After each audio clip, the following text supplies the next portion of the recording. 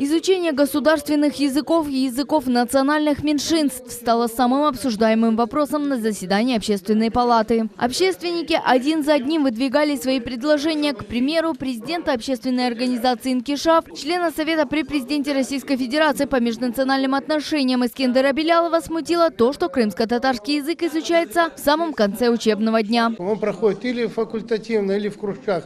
Если даже урок, то последним уроком, когда другие дети должны идти отдыхать, гулять, а наши дети крымско-татарского народа должны после 5-го урока 45 минут погулять и идти 7-м уроком изучать его. Я думаю, это неправильно, это несправедливо. Общественная палата Крыма разработала ряд поправок к проекту базового закона о государственных и иных языках в республике. Решение было принято единогласно. Развитие и сохранение крымско-татарского языка имеет значительное место на полуострове, и подход к изучению государственных языков нужен особенный. Те рекомендации, которые сделаны Советом министров, Министерству образования, чтобы они выработали и порядок, и предусмотрели, каким образом это решать, то ли это количество часов, то ли это в сетку как-то вводить.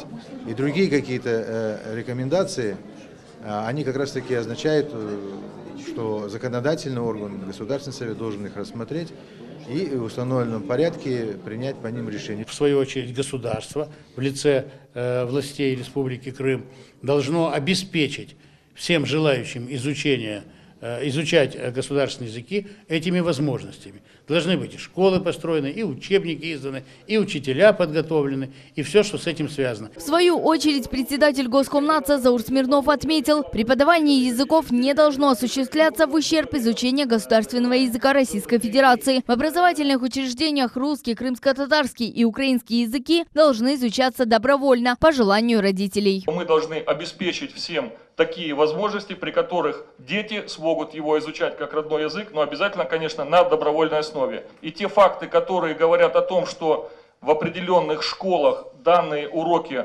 каким-то образом смещены во временном промежутке, либо в расписании в том виде, при котором они затрудняют его изучение, то я думаю, это уже мы можем своими силами регламентировать на уровне министерства, вырабатывать какие-то методические рекомендации таким образом, чтобы это было удобно для детей.